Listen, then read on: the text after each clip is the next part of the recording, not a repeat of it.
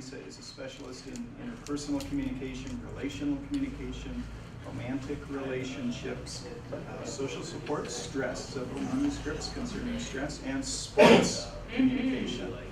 Also, she has worked on several grants and has publications in communication research, communication reports, a couple other journals, and several books. She hails from New Zealand, where she grew up on a cucumber farm. When she wasn't bringing in the crop with her father, she was perfecting her water polo skills. And now we're going to have a short quiz right now, Lisa. You can't play this game, but you get to be the judge. Oh, good. Okay, so how many players are there on a side in water polo? 8. No. 17. Equal numbers. Oh. Wrong. Come on, no. Gary. 5. Wrong. 6. 7. Sort of 6.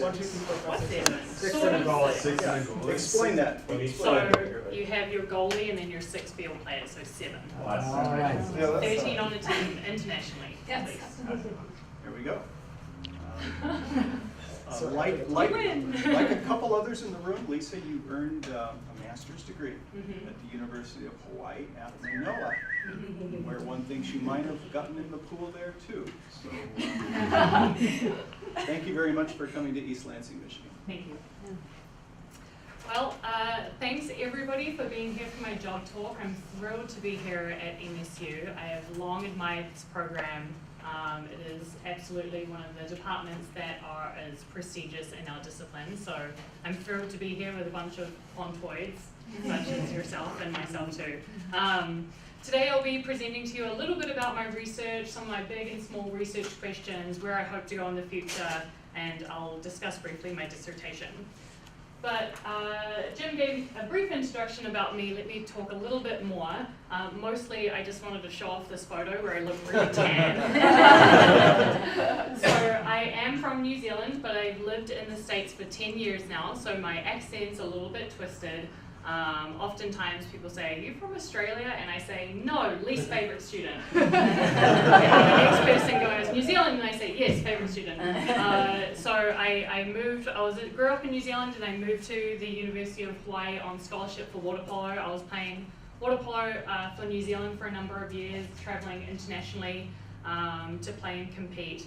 And in my undergraduate, I took a communication course by chance, and all of a sudden, I had this passion for academia. And the communication classes made sense to me, it was applicable to my life, it came easy to me. So that is sort of where I began my passion with comm research.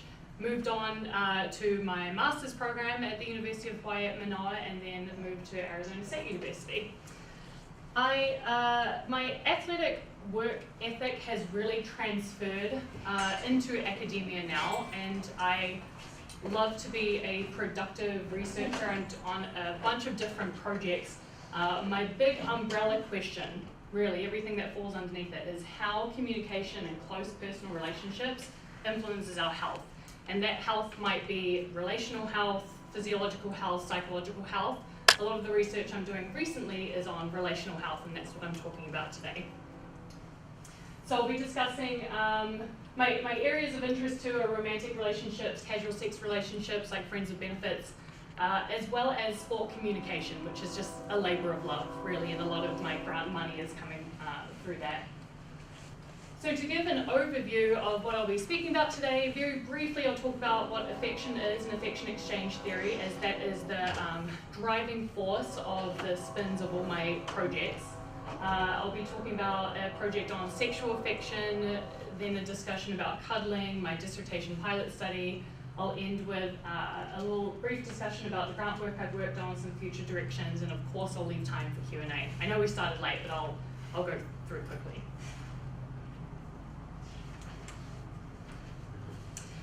So as an advisee to Dr. Corey Floyd, of course one of my research interests is affection. Affection is defined as an individual's intention and overt enactment and expression of feelings of closeness, care, and fondness for one another. Corey is really the main person who studies affection. He developed affection exchange theory. And affection exchange theory has been something that I'm really interested in. I think it's really, again, applicable. It has a lot of explanatory power. And particularly for us as researchers, it has really testable propositions or tenets. And I'll leave those tenets up there for you to read. But basically, what I want to get across with affection exchange theory, or AET, that I might say from now on, is really grounded from a neo-Darwinian perspective, and that affection is a behavior that is selected for because it helps towards our goals of survival and procreation, such that when we communicate affection to others, we are building relationship bonds that give us access to resources that we wouldn't have otherwise. So it is helping our survival in that way. And of course, if you're affectionate with someone, you're more likely to procreate with that person, right? If they're affectionate back to you too. So that's sort of the driving force. It leans into or bleeds into a little bit of sociocultural perspective too, in that yes, there's affectionate behavior that is innate within us. We all want to give affection, we all want to receive affection, but it can differ. Your received affection can certainly differ depending on who it comes from, right? So in our romantic relationships, it can be really rewarding, but if a stranger came up to us and was affectionate, sometimes that could be a disadvantage. So now that we're all on the same page about affection and affectionate communication, one of the first projects that I worked on with affection was this idea of sexual affection. The study was presented at the International Association for Relationship Research in Toronto this past July. And in one of our many musings, and one of my favorite things to do as a scholar is to sit down and brainstorm ideas and just talk story about where we can go next. Paul Monjo and I and another graduate student sat down and said, well, we can communicate affection in a few different ways, verbally, saying I love you, non-verbally, kissing, hugging, holding hands, and also social support or supportive affection, so doing things for someone because you want to communicate your fondness, care, closeness. And then we thought, well, you know what? We're doing so much research with friends with benefits relationships. Is it possible that you can communicate affection in a way that is unique to friends with benefits? And of course, the benefits parts of friends with benefits is the sexual aspect. So can you communicate affection sexually? We define sexual affectionate communication as overt enactments of expression of affection such as love, closeness, and caring through sexual interaction. So very similar to the affectionate communication definition. It's still getting at the same relationship qualities, but through a specific context in which it happens. This was an online survey. We sampled from students at ASU, and it's your typical college sample. So, nearly equal men and women, about 19 years old on average, mostly Caucasian, mostly heterosexual. And we had participants report on a romantic relationship and a friends with benefits relationship. We didn't separate those two groups when we did our analyses, but we did so in another paper. We can talk about that later. These are measures that you see up there. So we did the Affectionate Communication Index. We developed a scale, tried to develop a scale for sexual affection that ended up producing two factors I'll talk about in a second. Relationship satisfaction, comm satisfaction, and sexual satisfaction. So a note on the sexual affection measure. We originally had 9 items on sexual affection, and we ran an exploratory factor analysis. We used an oblique factor rotation as opposed to orthogonal because we expected, or at least allowed for these two factors to be correlated together. We used maximum likelihood with direct Oberman, and we produced 2 factors. The first one is what we labeled sexual affection. Cumulative variance for both of these were about 66%, and all loadings were 80-20, except for one item in the meaningless sex, which if we go out for publication, we'll probably end up dropping that one. So just in general, and I don't need to read the statements, but basically we worded these items in such a way that reflect these relational elements from the affectionate communication definition just through sexual behavior. Here's our second factor. It's called meaningless sex. So items that try to get across sort of the opposite end of sexual affection. I avoid communicating affection to my partner through sexual activity, basically. we ran a set of linear regressions where we were predicting different outcomes. So those outcomes were rel satisfaction, com satisfaction, and sexual satisfaction. So the first one here is rel satisfaction. We had a significant effect. Meaningless sex was a negative predictor, and verbal affection was a positive predictor. And what I really like to point out on this slide is look how awesome that effect size is. That's what we call a whopping effect size. And Paul and I were, popping champagnes, and we got super excited about that. Predicting communication satisfaction. Sexual satisfaction was a positive predictor. Social support also positive. Meaningless sex was a negative predictor of communication satisfaction. And when we were predicting sexual satisfaction, only sexual affection was positively predicting, which was really interesting. We would typically think that just the normal ACI measures, affection measures, would be predicting, and it didn't. So overall, with most new concepts, that the study just opened the floor for new research questions that we could go into. Does sexual affection influence longevity? Does it look different between friends with benefits and exclusive romantic relationships, things of that nature? And now that I had sort of got an idea of like affection, I got a glimpse into it, I thought, well, I've looked at affection that happens during sex. What about affection that happens before and after sex? So my next step was to look at a common behavior that happens during what could be termed like the pillow talk stages, and this is specifically cuddling. And cuddling is a specific behavior that has received really little attention in scholarship, not just in communication, but across all disciplines. And I would argue that it would be a behavior that can significantly impact one's relational health especially. So the next study I will describe is a study on cuddling. Honey, Come Back to Bed. I wish I could say that I came up with that title, but it was my roommate James who loves coming up with fancy Nancy titles. Because I'm more straightforward, I'm more to the point We type thought of it was person. Paul. I did read Yeah, that. I know, it's, well, he liked it, he approved it, so. And this one I actually worked with Corey on because, starting as a minor step towards my dissertation. The only other person that has looked at cuddling specifically was Van Anders and his colleagues, and their study was published in 2013, and it was really just a descriptive study. So what is cuddling, when do people do it, how do they do it, for how long, and those type of things. So they defined cuddling as intimate, physical, loving contact that doesn't involve sexual behavior and involves some degree of whole body touching. So you can't just be holding hands, you can't just be kissing, it has to involve some degree of whole body touching. And I really like this definition. I think it hits a lot of important points that could differentiate cuddling from other similar types of behavior. And it may be tempting to equate cuddling to hugging, but really these two behaviors are very different, similar but different. And in my dissertation, I'm sort of describing and teasing out these differences. So one of the things that you could think about is duration. So hugging is typically described in the literature as a type of behavior that happens 1 to 3 seconds of just a brief embrace. Sometimes up to 60 seconds. You could think meeting someone at the airport that you haven't seen for a really long time and you really give them a hug. But for cuddling behaviors, that is typically a behavior that is reserved in close relationships, and Van Anders and this study myself found the same mean, so for about, on average, 45 minutes cuddling sessions, 30 to 45 minutes cuddling sessions, so there's a big difference there.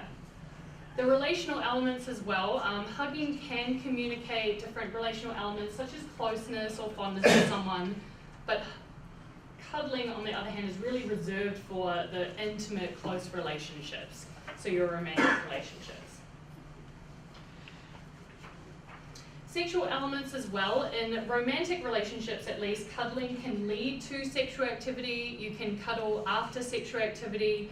There are sometimes sexual behaviors during cuddling, but more often than not, cuddling is actually seen as a loving and nurturing type of behavior. It's not so much seen as a sexual type of behavior. And last, cuddling can include hugging, but is hard to imagine a hugging instance where you're cuddling. And I can explain it a little bit. There are 3 different types of hugging, and Corey Floyd published a study that looked at these different types of embraces. The first type is a neck and waist hug. So one person's hugging around the neck and one's hugging around the waist. There is a crisscross hug where you have one hand above and one hand below, so you're crisscrossing, right? And then there's an engulfing hug where one person's standing like this and the other person's engulfing like this. And so you can, of course, do these types of hugs while you're cuddling, but it's hard to imagine cuddling while you're hugging someone. There's some sort of intersection there that's missing. So I think that's important to differentiate if you're looking at a specific behavior, especially one that has received so little attention, that it's important to actually describe and try and conceptualize exactly what this behavior is going to be. In this study, I had 759 undergraduate students again conduct an online survey. Again, typical college sample, mean age about 20 this time, heterosexual, Caucasian, all of that good stuff. They completed different measures on descriptive cuddling, much like Van Anders' study, and we just wanted to replicate to see, this was published in 2013, which means the data was collected even earlier, is the cuddling behavior still the same?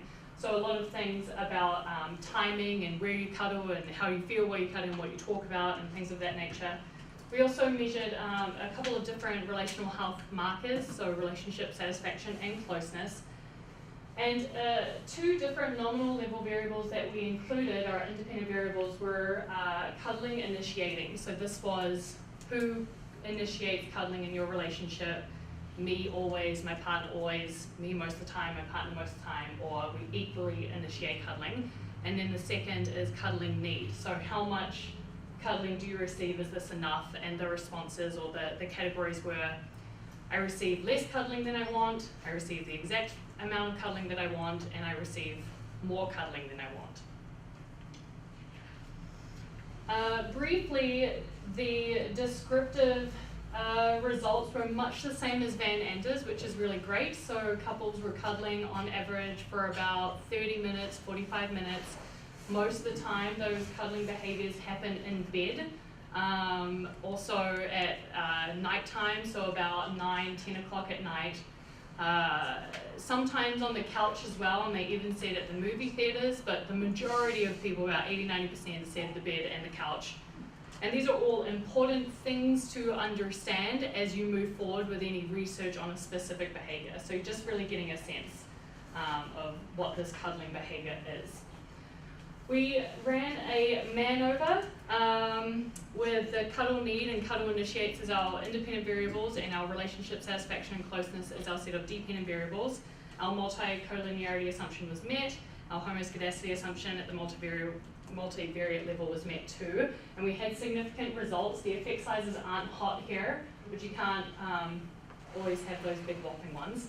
So we moved on to interpret the univariate results.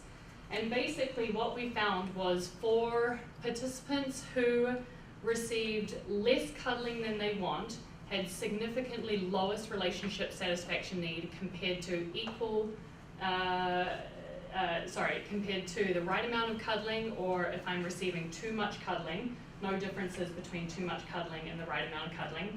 And there was no difference on those cuddling need for closeness. For cuddling initiating, very much the same trend. So if I am always initiating cuddling, if my partner's always initiating cuddling, that received the lowest means on relationship satisfaction and closeness, followed by most of the time I'm doing it on my partner, and then the highest means were we equally initiate cuddling, which you could start to think about equity theory and social exchange to help explain those findings. So some big takeaways. Really the purpose of this was just to get a better sense of what cuddling is. It is viewed or reported on mostly as a nurturing type of behavior. It's very loving. I am more and more convinced now that it is a specific affectionate type of behavior, the type of things that are communicated there. And it could potentially be a fruitful and really specific type of behavior to use in future experimental studies. But what is important to realize that this was only correlational data. And if we want to do any causality type of reasoning, then we actually need to do experiments. So this was a nice little step into my dissertation study. And what I'm trying to demonstrate in my dissertation is that when cuddling changes, your relationship health changes too. I think it's a really important study to demonstrate the relationship between cuddling and relational health, because it's probably a mutual influence over time. And maybe it is because I'm satisfied that I'm cuddling more, or maybe I'm cuddling more and therefore I'm more satisfied. So what I'd like to do in the dissertation is show when I change cuddling, then the effect is changes in relational health. So this is going to give you a really brief introduction into where I am at on my dissertation. So far I have collected pilot study data, and that literally finished 2 days ago.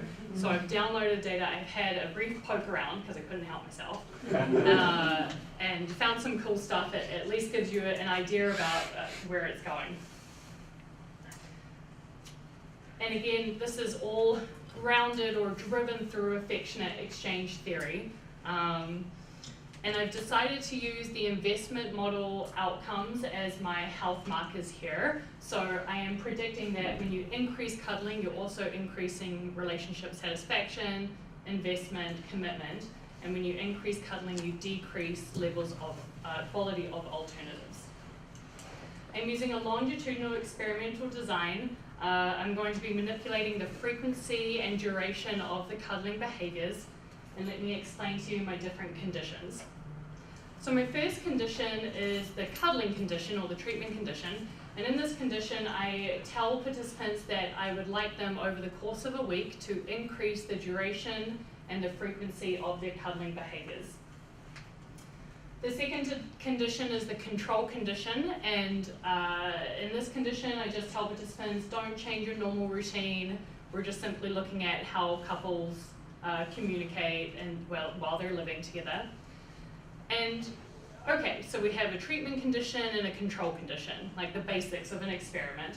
But if we only had these two conditions and we ran our analyses and we found significant outcomes for the cuddling group, it might be because I've manipulated cuddling, but an alternate explanation is that it might be that they've just spent more time together.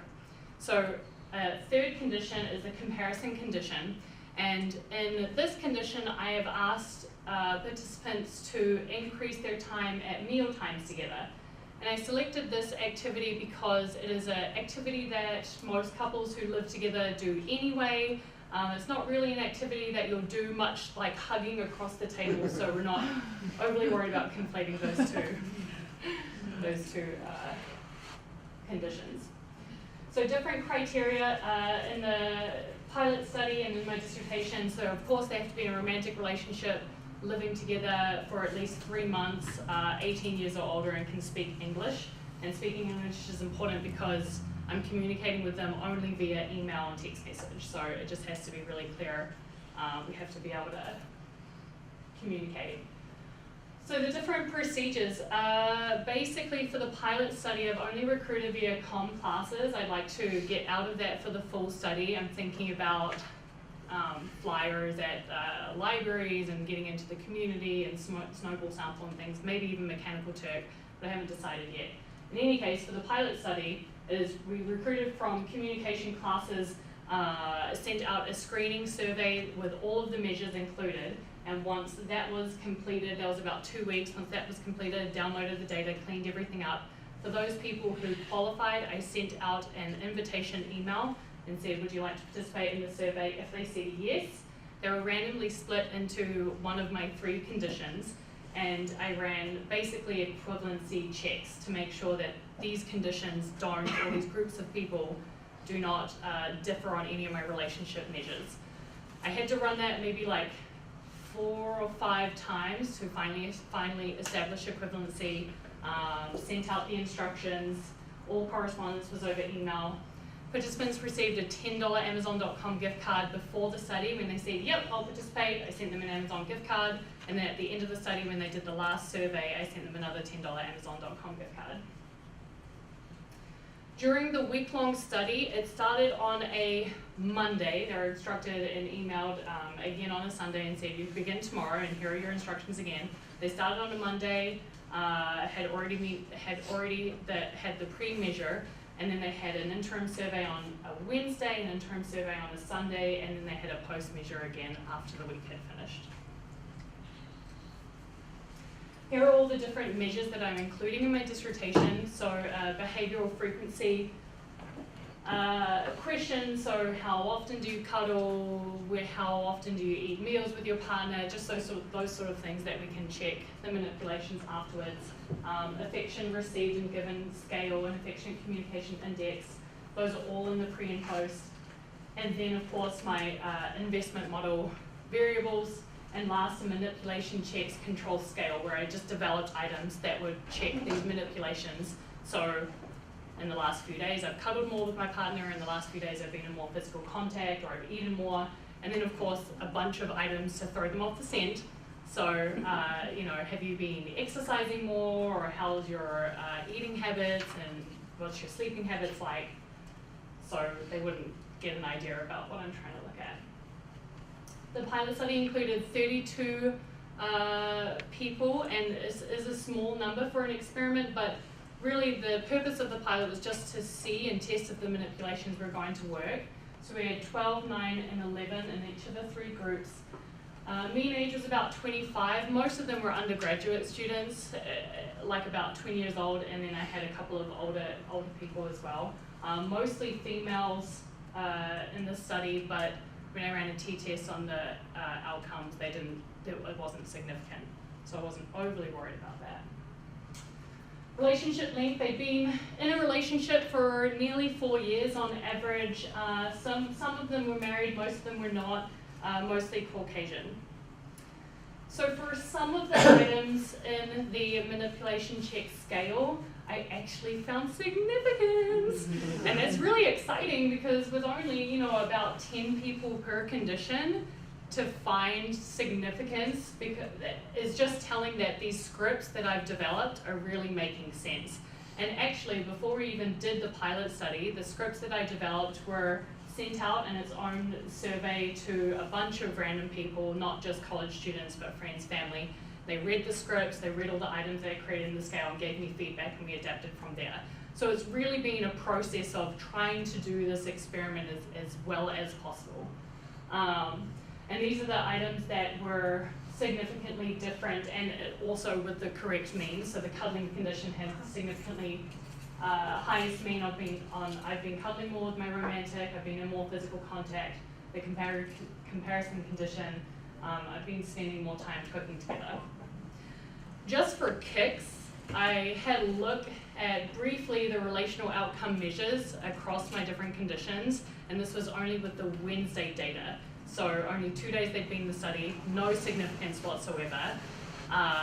But the effect sizes were kind of ranged at eta squared, would range from about 2% to 11%. And I'm like, okay, I'm okay with that. So the question becomes, how long do you have to run the experiment and change cuddling behavior until you see these changes in outcomes for relational health? I think it's also interesting, and I'd like to take just a really brief minute too, to mention that although I really like cuddling, and there's a lot of support in the literature about healthy touch and how it can be really beneficial to you, nowadays people are actually paying strangers to cuddle. So there are cuddling cafes in Japan, and I think there might be even a cuddling cafe in Portland now. And the last article I read about it, this guy was paid $80 an hour to cuddle with strangers. If that doesn't convince you that this is an important behavioral thing, like people are paying good money to cuddle, there's something about cuddling that's so good feeling that we really need it. And I think that's really important too, not just in romantic relationships, but if you're someone who's never in a romantic relationship, where are you getting this affection from? We can pay for it now. Maybe that's what I'll do if everything turns right, cuddling.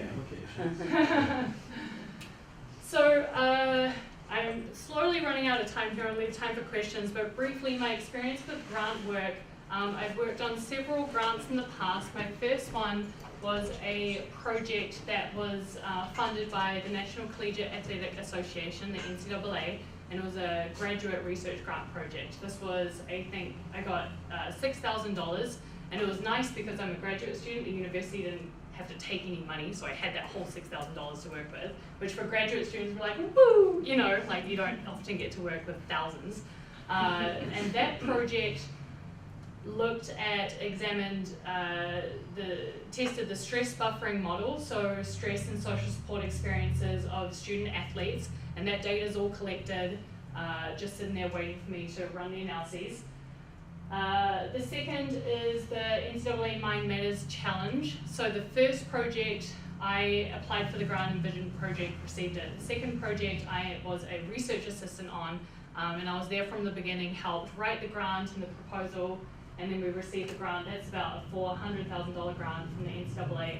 And that one is really investigating concussion experiences for student athletes, and the idea that there are certain social norms in collegiate athletics that are influencing how student athletes, and especially how student athletes are not reporting their injuries, and concussions being that one. It's also half funded by the DoD as well, because they're interested in like soldier concussion too.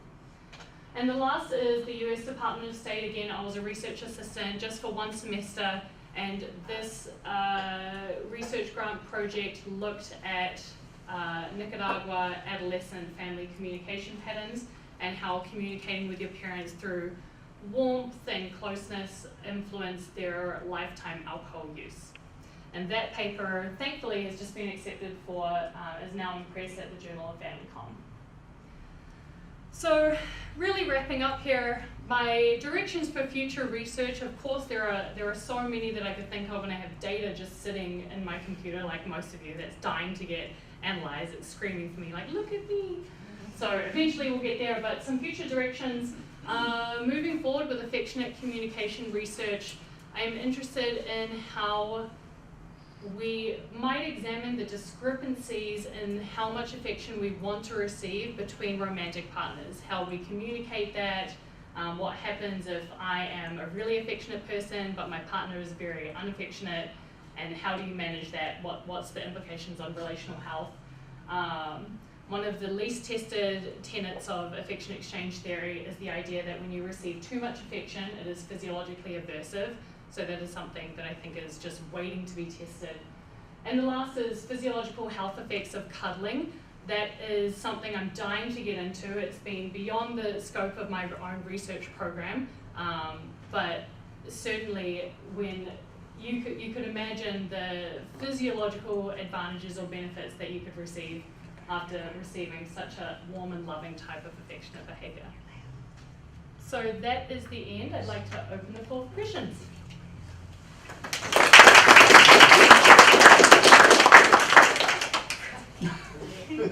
Oh, sure. Given that affection exchange theory is based on evolutionary theory, how would you respond to critics that say because it's based on evolutionary theory, therefore it's unfalsifiable? We can't actually have a control group for that. Yeah, there are, I think that's a question that could come to any theory that's driven by evolutionary. One of the responses is, and talking about this with Corey, is that we may not be able to falsify, right? But I think being able to control for alternate explanations is really important. So, for affectionate communication research, the idea is that affection is an innate behavior, but it could depend on who is communicating the affection. So if you are able to control for the relationship type and you're still seeing those effects, like that's really telling. Yes. Yes. So you were talking about some physiological outcomes. So what are some candidates and why? For the different markers for physiology. So I haven't had a chance to get into the physiological research too much, but having read some of Corey's research, I think some of the things that you could look at, and I've attended a workshop in Arizona State University called Spit Camp, which is basically this workshop that you can learn all the different research you can do with saliva. And they do a ton of things that's above my own head, but things like alpha amylase and cortisol, so stress responses. Oxytocin maybe, and the guy that runs the Spit Camp is like, yeah, oxytocin is really cool, but some people have a funny feeling about oxytocin. It's not as much of a love hormone as people say, but potentially something to do with, I think, stress and how cuddling might influence or decrease our stress responses would be really interesting. But I'd certainly be looking for people who I can collaborate with who can do that type of research. Hi, thank you for the presentation. It was really interesting. And I was just wondering, I don't know if you've looked into this as much, but there's one researcher at DePaul named Sean Horan who does affection, and now he's at Texas State. I think he moved. I can't keep track of him anymore. But I was just wondering if you've thought about whenever partners are lying to each other about the cuddling that they're doing, so they don't want to do it, but they do it anyway. If you thought about maybe the different effects people experience in that relationship, either jointly or separately, when one of them is kind of lying about the situation. So lying about, They don't want to actually cuddle with someone, but but they do it anyway. Yeah. Yeah, and that's one of the tenets actually of AET is that sometimes we communicate affection when we don't feel like it, Yeah. and sometimes we communicate affection. Yeah, so yeah, I think that would be a really interesting study. So even if you don't feel like it, maybe you really don't like your partner right now, but they ask you to cuddle and then you do it, is that going to hurt the relationship or hurt your health, or maybe it benefits anyway? Yeah, I'm not sure. It'd be really interesting. Thank you. I would be interested in your ideas about the mechanisms that are active there. This could be different things. So actually in the 60s you had the monkey studies that Harlow did, and there's a little movie called Mother Love about, feeding on a wireframe model or on a fur model. And he was, arguing that this is just about a kind of soft body feeling, closeness whatsoever. So actually this around for some time. So he was claiming actually it's a bodily, the body contact and the Right. kind of warmth whatsoever. But actually it could be very different things. It could be just being close to somebody else in a kind of psychological sense, being as close. You have to trust if you penetrate the personal space of somebody. So there are a lot of different mechanisms that could explain a positive outcome. Right. Yeah, just not only spending time together. You had this during the meals as Right. well, but spending time together in a very close interaction. So is it the body contact? Right. Is it just being relatively close, so you penetrate the personal space?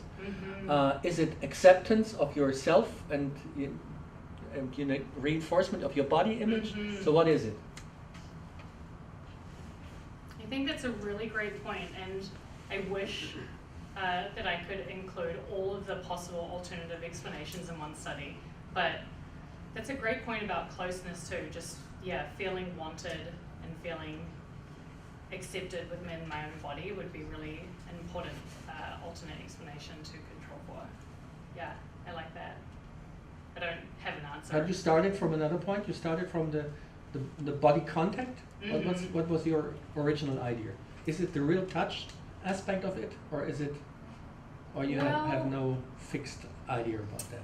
I'm not. I'm not fixed on anything yet. I think when I started and speculating about it, it was more that, yes, it was more like the actual physical touch that gives us all these benefits. But now I would also think about just the feelings of feeling loved and cared for, like the definitions of affectionate communication. Yeah, so, I'm not sure. It's still a brand new, Okay. and I'd love to explore it more and certainly do a ton more studies to test these different. One of the things I didn't mention in the dissertation too is that it could also be sexual activity. So that's something that we are controlling for too. So have you increased sex after cuddling? Because maybe, but we can use that as a control. I was wondering if you thought about attachment styles. It strikes me that that would be an important moderator in these effects, and maybe even moderating the types of processes that would be operating. If you've given any thought to that, or? I hadn't thought about attachment styles, but yeah, you could certainly see, especially if there's discrepancies in attachment styles. Sure, absolutely. Thank you. Or even if you took two avoidant people in a relation, in a couple, and then said, no, Right. increase your cuddling, suddenly it totally screws your data. That's exactly what I was Yeah, wondering, yeah. I'm curious, like, kind of the topics in which couples are talking about when cuddling. Because if they're lasting on average between 30 to 45 minutes, and it's a list, like, even if, you know, your oxytocin and your cortisol levels may be increasing, I would suggest that there's probably going to be an decrease in your cortisol levels and stress from the affection. How that's mitigating your conversations, or maybe even conflict with your spouse or your romantic partner. Oftentimes in the two descriptive studies, so Van Anders and my own descriptive study, the things that were talked about most were just about their day. So when people are cuddling at nighttime and they're winding down and trying to get sleepy, they mostly talk about their day. Following that was talking about friends, family, work, school, the future, your relationship a little bit, but that was sort of towards the bottom. Like, it wasn't as often talked about. It was more just a general routine maintenance type of talk. Yeah, because you would think when you're cuddling, but then you're trying to talk about something like a big conflict or a recurrent conflict. Great. You know. Yeah, that'd be awkward. Yeah, but that happens a whole lot less. Do you know, for your comparison group for the dinner conversations, is there data on what people talk about over dinner? Because It seems very. yeah, like maybe you're more willing to talk about conflict over dinner than, or the relationship status or things that are more conflict inducing than you do when you're cuddling. Hadn't thought about that, and certainly, and I haven't read any research on it. I don't even know if there is research on what people There's talk some about that when have they a eat. pillow talk. Yeah. Similar, very parallel. Could Not be. exactly that kind of I think there's family communication research Yeah. on what families talk about at the dinner table, but I don't know if it's a couple by themselves. Because then you have to control for that, like how many people are at the dinner table, Right. right? It could be just a couple, Right. so. So I'm just curious a little bit about, as you're describing your dissertation, do you anticipate collecting data on the amount of verbal exchange between the conditions? Short answer, no. No, the participants are already doing quite a lot of survey measures, and I don't want to overwhelm them, but yeah, certainly that would be another area to look into.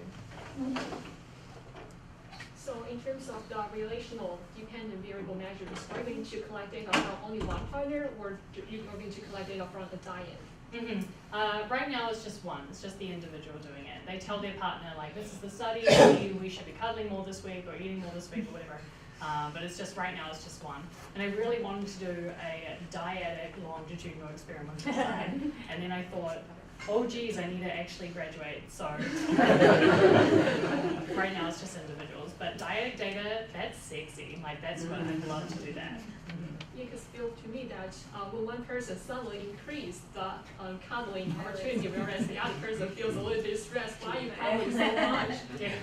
Are they aware of when the stress goes up and goes down? Yeah, they tell their partner, and then we tell them, like, share this with your partner. Don't, you know, don't just Don't spring on them. Yeah. Do you, not to be too Bo Clinton here, but do you define cuddling for your participants in the way that you defined it for us? Yes.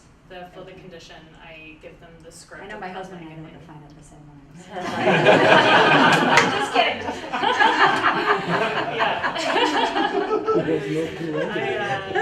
I provide the cuddling condition with the definition.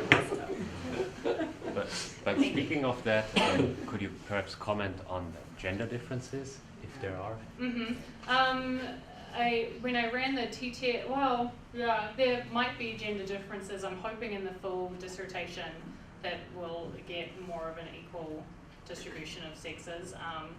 I don't really perceive there to be huge gender differences. I would think that there's more differences between women and women and men than men and women.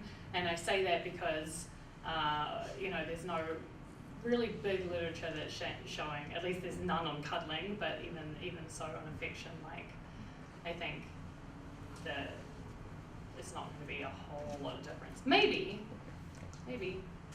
But then you can think not just sex, but maybe different work styles and what, are you getting home super late at night and you just want to go straight to bed versus someone like a stay-at-home mom or a stay-at-home dad or, yeah, lots of fun things to think about. And this is great, by the way. I'm loving the conversation. It's giving me awesome ideas.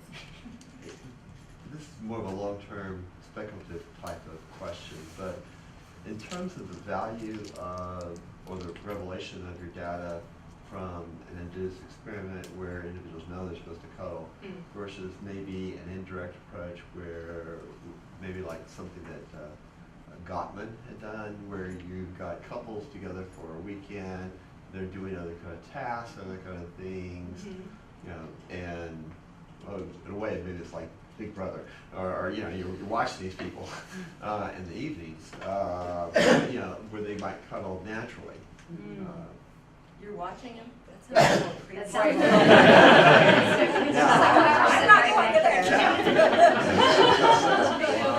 Especially when people are cuddling in bed, right? And they're very, very much bed. Interesting. Yeah.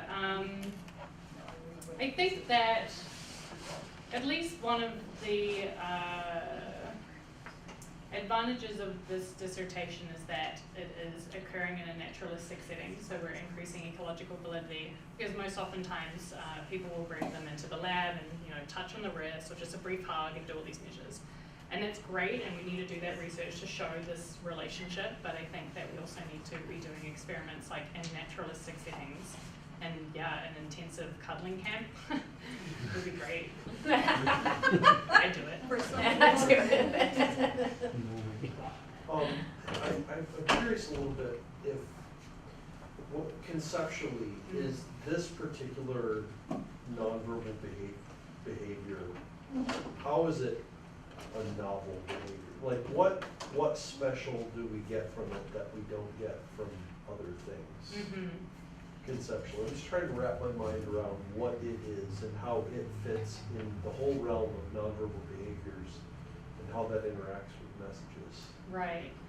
And I think perhaps that gets to the question we were talking about before about like the whole body touching and its actual physical contact with a person. And you can do that with hugs or hand holding, but, and just speculating here is, are you going to receive as many benefits or even relational health benefits if I'm sitting on a couch for 45 minutes holding a hand versus sitting on a couch cuddling a whole body partner? Like, is there going to be differences there? Well, Maybe, but perhaps. not just 45 minutes, but what if, like, time is, perhaps we get there faster doing this wherever there Maybe. is.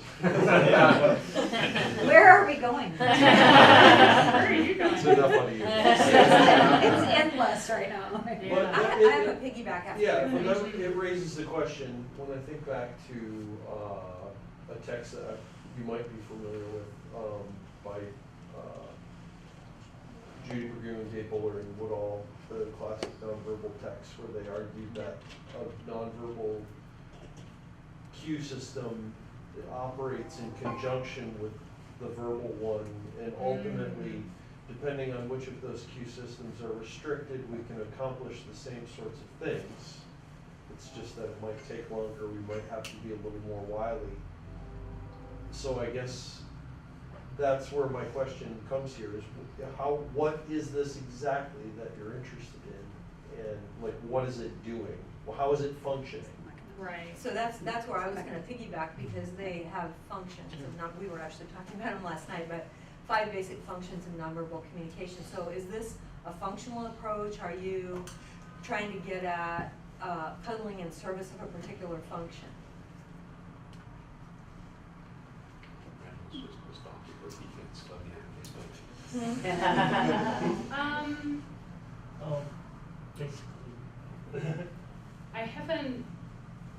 I don't know the the 5 functions of the nonverbal communication, so I couldn't really speak Well, to one's that, developing but- intimacy. Right. Oops, I'm sorry. Is that what is that what it is? I mean, is this in service of developing intimacy, or is it, because health, I mean, could be. Right, and I say health a lot, and I think that is almost like a red herring, because I'm looking at relational health, like the things that we would consider a healthy relationship, like dissatisfaction. And so originally what I'd gone into it thinking is, if I can change a specific communicative affectionate behavior, can that benefit our relationship health? And the investment models were just the markers that I decided to use. But I hadn't thought outside of that type of function. Sandy, with developing intimacy, is that wholly inclusive where it's also maintaining intimacy once the relationship is, I mean, I think that seems probably to be the dominant, yeah. But that's, I mean, basically everything Brandon was talking about Yeah. was that these cue systems, verbal and nonverbal, are emitted in service of particular functions. And these 5 functions are more back to Patterson, basically, Yeah, exactly. right? But that's a different approach, actually. Maybe we can talk about it later, because Yeah. actually this is not a cue system. If it were a cue system, so you communicate intimacy and then it's over. Yeah. You don't do it for a half an hour or 3/4. It's just a co-creation of a beneficial experience, bodily experience for 2 people, which unites you to some degree, but actually it's beneficial. And the main difference is, actually this is a very early experience, mother-child. You are one body, and then you this is a kind of experience that is deeply rooted, and you want to come back to it. But on the other hand, coming too close to people, we know it, even with our partners, is dangerous, and it's also somehow stressy, and we keep distance. So how can you overcome the distance in a certain moment? Sure. And this is only possible with a trusted partner. But you do it during sex as well. But sex is high arousal body contact, and this is low arousal body contact. So you have certain different mechanisms, but it's really very, very deeply, sorry about that, but actually I think it's an interesting concept, but the mechanisms are very different from what we talk about in nonverbal communication cue systems, I would say. Lisa, you've Yeah, been it does, doesn't it? speaking for an hour, and I've been watching Amy cuddle. Yeah. We're all cuddling. She's caressing this puppy. Do you feel Basically, closer with I do, baby tiger? yeah.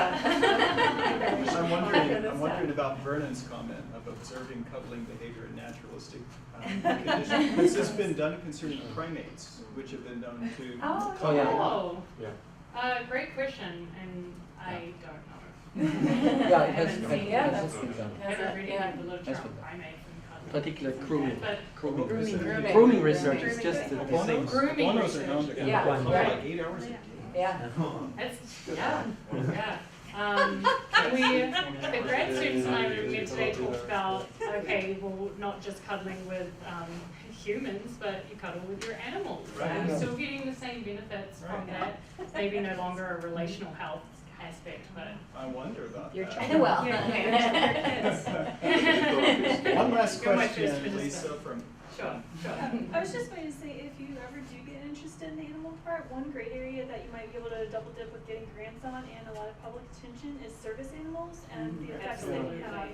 Because Actually- I see my students with PTSD dogs. Yeah, They I was bring them out thinking of of that, campus because of during finals week. yeah, They and bring dogs around. military hospitals, Walter Reed up in DC, they bring in a lab whose entire job is to hang out in the gym Right. for the vets that are working out there before they get their limbs. We have that at Arizona Cool State job. University Cool at the job. gym. They bring, the service dogs in during finals week. You can sit with them for a little bit. Lisa, thank you so much. Thank for you. coming. Thank you.